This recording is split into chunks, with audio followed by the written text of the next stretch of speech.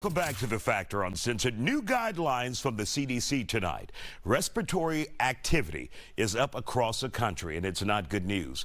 But there aren't enough people who have gotten the necessary vaccine to fight those illnesses, from flu to RSVP. Here's Dr. Danish Ali from Archpoint Pain Institute. So recently, CDC just published some newer guidelines and some newer research that shows some staggering number of folks who have not gotten the vaccines and who are now ending up in the hospitals. There has been a 200% increase in the city of hospitalizations as it relates to the influenza, COVID, and even RSV. Wow. And are people hesitant to get the vaccinations because of what they believe, or they just haven't gotten around to it? What do you think is going on out there where people are rejecting or not getting the vaccination like the CDC would like to see? Yeah, I think it's a combination of a lot of factors, Isaiah. I think it has to do with folks that are just, kind of over it, over getting the vaccines and the problem we're seeing is now that people are getting sick, folks are calling off work, schools, we know that a lot of these respiratory viruses are more evident, more prevalent during the fall and winter season. And so we're seeing that rapid increase right now, and we're seeing a very low amount of folks who have gotten the actual vaccine itself. I think it's a combination of folks who have either been thinking about it and haven't done it yet, or have just been putting it off.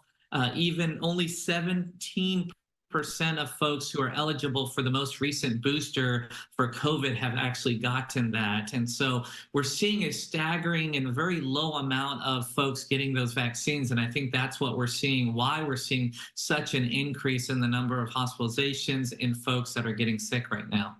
And I was going to ask you about that. You are, while you have your own private practice, you're also boots on the ground in the hospitals. What is it looking like when it comes to admissions there? Yeah, Isaiah, we are seeing an uptake in the amount of cases.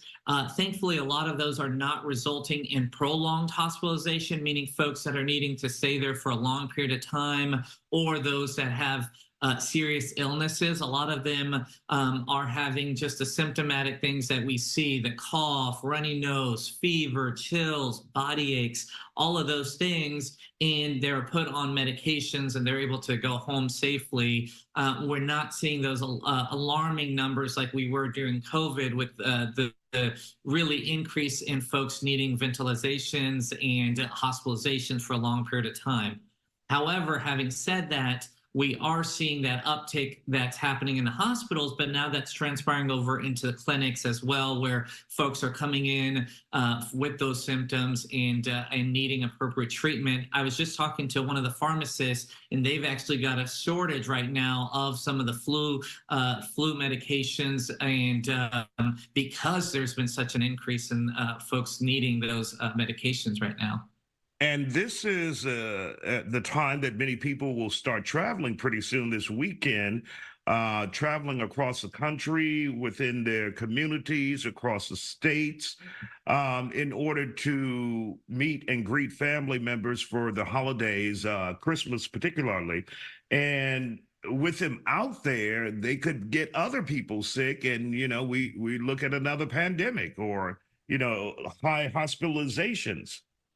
That's correct, Isaiah. And so that's why we're urging folks, if you're having any symptoms, if you don't feel well, get checked out by your physician, go to an urgent care center, get checked out to see, number one, what it is that you may have, because the treatments vary and treatments change because of whatever diagnosis you may have versus COVID or influenza. There's different treatments out there that you may need. So that's number one. Number two, sometimes it may benefit you from staying home if you are not feeling well, or if you do need to go out, put that mask on. If you have folks that may have the elderly population that you may be visiting, be careful, because you may get them sick and their immune system may not be as strong as yours may be, and they may have further complications or may result in hospitalizations and even death.